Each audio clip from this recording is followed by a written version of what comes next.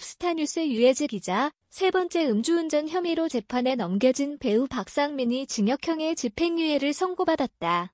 같은 날 음주 뺑소니 무리를 빚은 김호중에게는 실형이 내려졌다. 수원지법 안양지원 형사 2단독 전서영 판사, 은 13일 도로교통법 위반, 음주운전 혐의로 불구속 기소된 박상민에게 징역 6개월의 집행유예 2년을 선고했다. 박상민은 5월 19일 오전 8시께의 음주 상태로 자신의 토요타 차량을 몰고 경기 과천시 도로를 운전한 혐의로 재판에 넘겨졌다.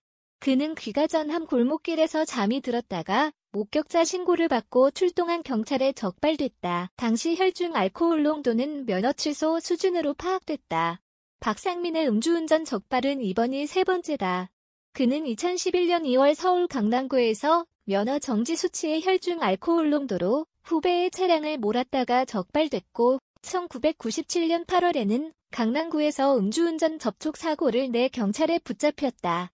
이에 지난 10월 25일 열린 결심 공판에서 검찰은 박상민에게 징역 6개월을 구형했다. 박상민은 동종죄가 있어 반성하고 다짐했다며 나 자신이 부족한 점을 반성하고 두 번 다시 일이 없도록 하겠다고 선처를 호소했다. 이후 박상민에게 징역형 집행유예를 선고한 재판부는 피고인이 동종 전과 등이 있지만 모든 범죄 사실을 인정하고 깊이 반성하는 점 등을 고려했다고 판시했다. 박상민과 같은 날 선고 기일인 가수 김호중은 징역 2년 6개월의 실형이 선고됐다.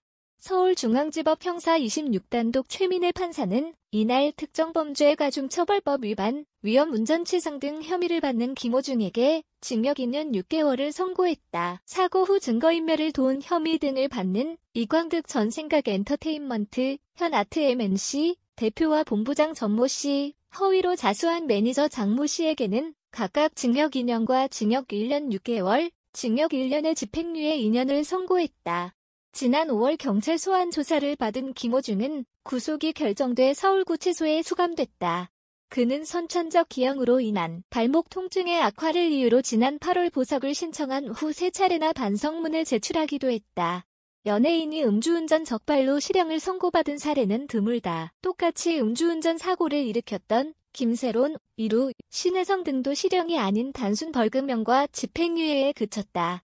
김호중이 실형을 선고받은 데는 음주운전을 넘어 뺑소니 사고를 내고 대중을 기만하는 행동으로 국민적 공분을 산 것이 영향을 끼친 것으로 보인다.